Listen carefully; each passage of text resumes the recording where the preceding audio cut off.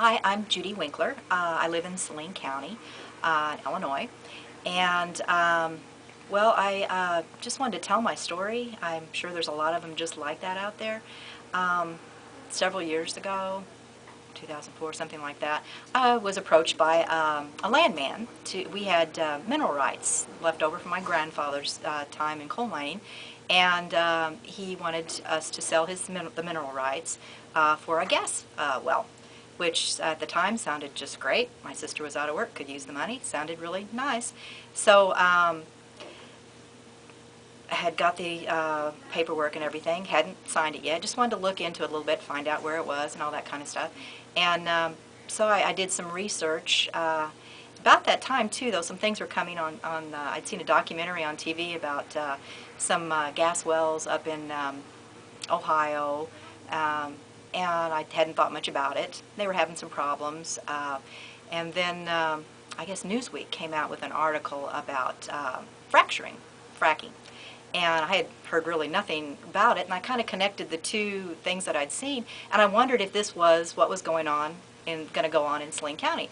So I can't remember how I did. I got a plat book, got hold of the permit number, and then I called DNR, which Mines and Minerals had become part of that in Illinois, and talked to Mr. Schutt, I think it was. Really nice gentleman. Just asked him about, what was going on and about this permit and where it was at and exactly had they drilled the well yet. And basically, all he could tell me was that they had asked for a permit.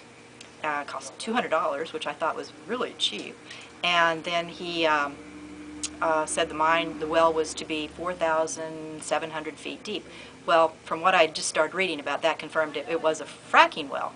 So then I thought, well, okay, this is interesting. And I asked about, who inspected all these wells, and how they got their information. Basically, he told me they had one inspector for all of Southern Illinois and gave me his name and phone number and Carmine. I just needed to talk to him. And so I contacted him, and basically that's it. He wasn't going to get any more help, apparently. They were cutting back all the time in DNR. And their information basically came from the gas companies. Whatever they wrote down on their end of report thing is all anybody really knows, which scared me a little bit. Then I started doing more reading, and there are a lot of things that just aren't true that the gas industry was spreading around. For one thing, the biggest one I found out was that they kept saying over and over again, this is totally safe, it's been around for like 50 years. Well, the word fracking probably has, but this process is nothing like what we used to do. The wells are huge, deep, over a mile in some cases, and they go out miles across other people's land. Lots of problems I found from people with contaminating wells and stuff. And I just could not sign that lease. I could not do that to my neighbor. I only own the mineral rights, but what they could do to the water and the land and the animals on the people that live there, it was like, these are my friends and neighbors. I was not about to do that. And I just continued to learn more and more and found out, well, the Halliburton loophole, which was interesting. Apparently the gas industry was not subject to some of the basic safety rules other industries were subject to. It just went on and on.